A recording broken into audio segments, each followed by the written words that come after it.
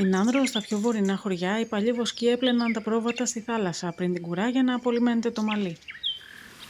Έχω κουρέψει και 70-80 πρόβατα την ημέρα με ψαλίδι. Είχε ψαλίδι σαν τα ψαλίδια που κόβεις τώρα τα ρούχα και ξέρεις όταν έβαζες τα δάχτυλα εδώ πληγώνανε. Κουρεύαμε το πρόβατο.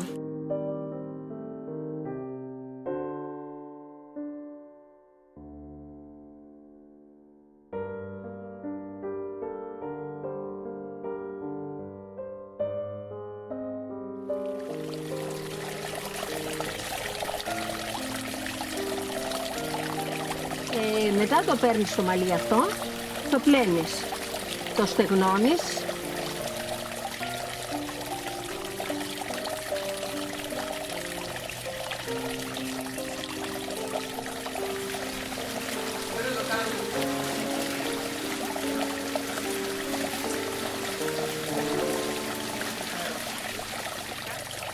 Το ξένεις μετά, τον έθεις με αρδάχτη ρόκα και το κάνεις κλωστή. Αυτή την κλωστή ή την κάνεις χράμι, εμείς την κάναμε παλιά, ή κουβέρτα. Έχω πλέξει και κουβέρτες με βελόνα. Ή την κάνεις πουλόβερα.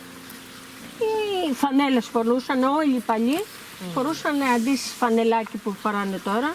Ήταν η φανέλα με το μαλλί το πρόβιο, επειδή σε έκανε πολύ χειμώνες τότε.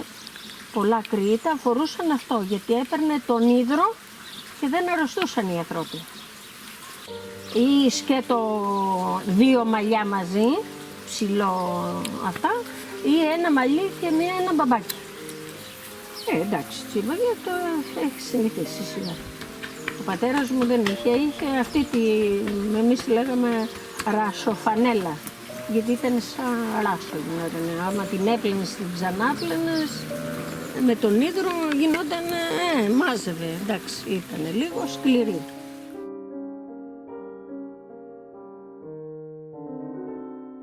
Είμαστε εδώ στην Άνδρο, στη βιολογική φάρμα του αγρόκτημα Λιβάδα. Παράγουμε βιολογικά λαχανικά με βιολογικές μεθόδους.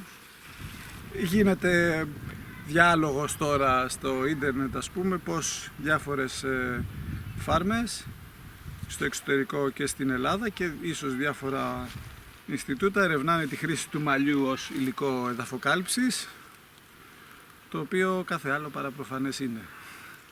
Θα ήθελα πάρα πολύ να το αρχίζω να το εφαρμόσω στη φετινή σεζόν, σε καλλιέργειες όπως η ντομάτα, το ακούρι. Πιστεύω ότι είναι πολύ χρήσιμο υλικό, δεδομένου του χρόνου που χρειάζεται να έρθει στη φάρμα, του χρόνου να απλώσουμε, ας πούμε, αυτό το υλικό σε μια επαγγελματική φάρμα. Είναι ένα εργαλείο, δεν θα μπορούσε να είναι το μόνο, γιατί μπορεί να παίρνει πολύ χρόνο, αλλά σε ένα σπίτι, σε ένα κήπο, σε ένα σπίτι θα ήταν μια υπέροχη λύση για λιγότερο ξεχορτάριασμα, για λιγότερα νερά, για καλύτερη γονιμότητα στο έδαφος.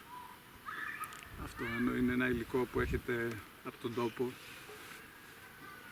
και μπορεί να χρησιμοποιηθεί.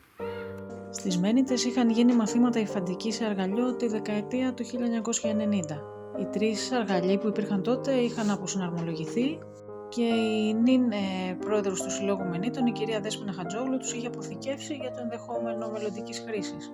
Το φθινόπωρο του 2022, μια μικρή ομάδα γυναικών έδειξε ενδιαφέρον για την τέχνη της υφαντικής και έτσι μετά από πολλές συζητήσεις και ψάξιμο ήρθαμε σε επαφή με τη Λένα Γεροθανάση του Πουκάρι Project. Η Λένα αποδέχτηκε την πρόσκλησή μας και ταξίδεψε ως την Άνδρο το Φεβρουάριο του 2023 και με την καθοδήγησή της και ομαδική δουλειά στήθηκε στο χώρο του Συλλόγου Μενίτων ο ένας από τους παλιούς αργαλιούς, στον οποίο μας έκανε και τα πρώτα μαθήματα. Ποια είναι τα μέρη του αργαλιού, πώς περνάμε το στιμόνι, πώς υφαίνουμε.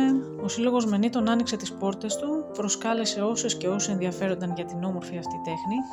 Μαζεύτηκαν πολλοί άνθρωποι, από ηλικιωμένους που ήθελαν να θυμηθούν τα νιάτα τους έως παιδιά που κοίταζαν τον αργαλιό με απορία και ενθουσιασμό. Και το επόμενο βήμα ήταν η αναζήτηση μιας δασκάλας που θα μπορούσε να μας διδάξει εδώ στο Σύλλογο. Τον Μάρτιο του 2023 ήρθαμε σε επαφή με την κυρία Ειρήνη Βεκρή, απόφοιτο της Σχολής Αγγελικής Χατζημιχάλη και δασκάλη υφαντικής, δέχτηκε με χαρά την πρότασή μας και τα μαθήματα που ξεκίνησαν άμεσα συνεχίζονται μέχρι σήμερα. Ο στόχος μας είναι να διατηρηθεί και να αναδειχθεί η πολιτιστική μας κληρονομιά και η υφαντική τέχνη να γίνει και πάλι μέρος της ζωής μας, είτε ερασιτεχνικά είτε επαγγελματικά.